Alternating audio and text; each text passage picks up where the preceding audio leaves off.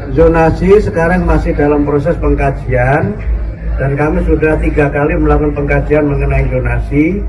Pertama kami mengundang para kepala dinas, yaitu yang tadi saya sampaikan bahwa masih banyak guru yang belum berpendidikan D4 atau S1.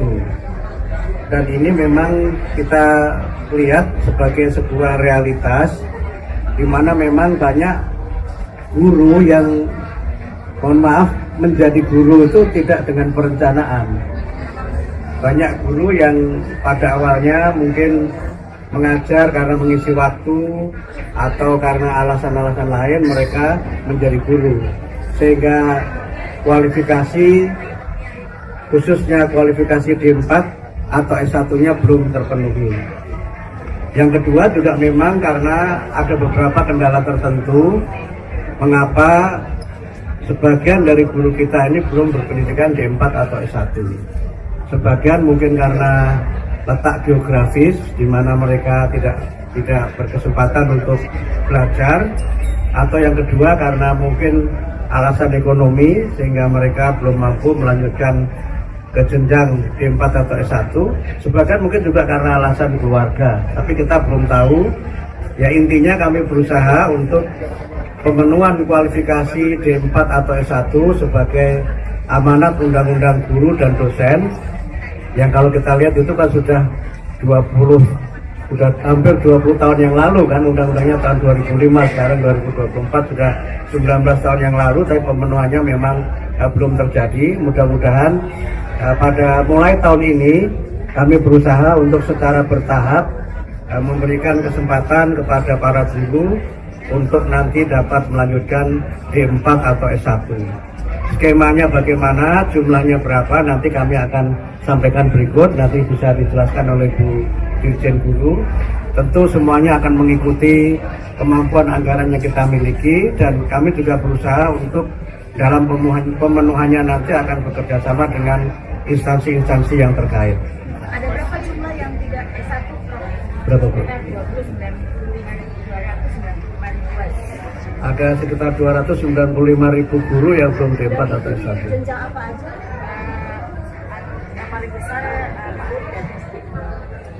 Oke ya, baik. Silakan, ada lagi yang lain? Pak, semuanya terkait dengan penghapusan zonasi, Pak. Bagaimana prosesnya sampai saat ini? Oh, zonasi sekarang masih dalam proses pengkajian dan kami sudah 3 kali melakukan pengkajian mengenai zonasi. Pertama kami mengundang para kepala dinas pendidikan seluruh Indonesia. Kemudian yang kedua kami mengundang para pakar untuk melakukan pengkajian, dan yang ketiga juga kami meminta masukan dari organisasi-organisasi masyarakat yang menyelenggarakan pendidikan maupun organisasi profesi. Sekarang masih dalam proses pengkajian, mudah-mudahan pada bulan Februari sudah bisa kita umumkan, sehingga pada tahun ajaran baru 2025-2026 sistem zonasi yang kita lakukan berdasarkan masukan dan evaluasi itu nanti akan dapat kami terapkan. Kita belum ada keputusan apakah kita akan melanjutkan seperti skema sekarang, atau misalnya menghapuskan sama sekali, atau melanjutkan dengan beberapa penyempurnaan. Itu semua nanti berdasarkan hasil kajian yang sekarang sedang kami selenggarakan. Pak Menteri, beberapa tahun yang lalu dikumandangkan mengenai Undang-Undang Perlindungan Guru. Sekarang bagaimana kelanjutannya, Pak? Jadi kalau kita lihat, Pak Yos, perlindungan guru itu sebenarnya sudah diatur dalam Undang-Undang Guru dan Dosen. Walaupun memang dalam pelaksanaannya belum berjalan sebagaimana mestinya. Nah, untuk pembuatan undang-undang ini tentu kami akan bekerja sama dengan DPR, karena kewenangan menyusun undang-undang itu ada pada DPR. Apakah nanti dari inisiatif DPR atau inisiatif pemerintah dalam ini kementerian, nanti kita lihat perkembangannya. Tapi yang sekarang kami coba lakukan berdasarkan undang-undang yang ada dan berbagai peraturan yang ada, kami coba laksanakan secara maksimal dengan seperti yang saya sampaikan juga kerjasama dengan pihak-pihak terkait, khususnya dengan kepolisian, agar berbagai persoalan yang dialami oleh para guru menyangkut pengalaman sebagai korban tindakan kekerasan itu tidak terulang lagi di masa yang akan datang.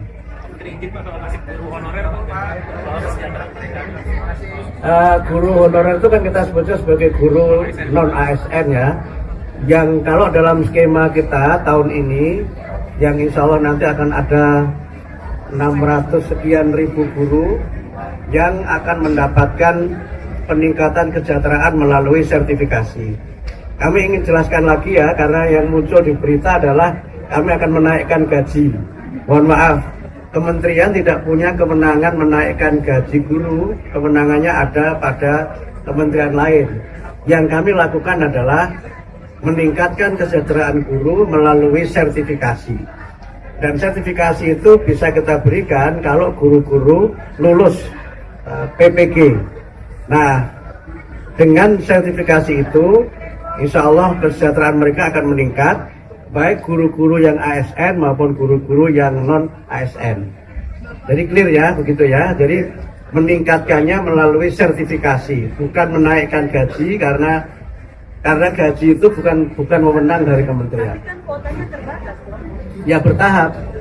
Tentu saja semua kan kita akan bertahap karena kan tentu saja Kabinet Merah Putih ini kan nggak hanya Kementerian Pendidikan Dasar dan Menengah ya, semua tentu ingin untuk bisa meningkatkan kesejahteraan, sehingga karena itu kami lakukan secara bertahap. Mudah-mudahan dalam masa kepemimpinan Pak Presiden Prabowo ini semua guru itu sudah bisa bersertifikasi, mudah-mudahan. Satu lagi yang soal kontrak kerja itu P3K.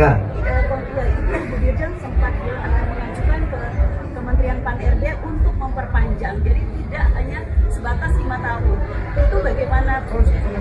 Bahwa silakan begitu. Ya, sampai saat ini tetap kontrak ya, apakah akan sampai batas usia pensiun atau tidak, tapi yang pasti perpanjangan kontrak itu terus dilakukan jika guru yang bersangkutan memenuhi kompetensi.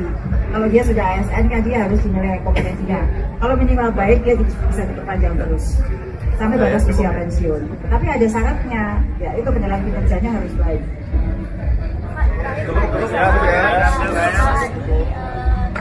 Bogor yaitu viralin makanan yang tak sesuai, makanan terus akhirnya dipanggil sama gurunya. Tanggapan Bapak gimana? Apakah itu sesuai sama? Soal makanan bergizi di sekolah itu kewenangannya bukan pada kami. Itu kewenangannya ada pada Badan Gizi Nasional. Jadi kalau ada persoalan itu mungkin lebih tepat disampaikan kepada Badan Gizi Nasional. Saya kira demikian ya.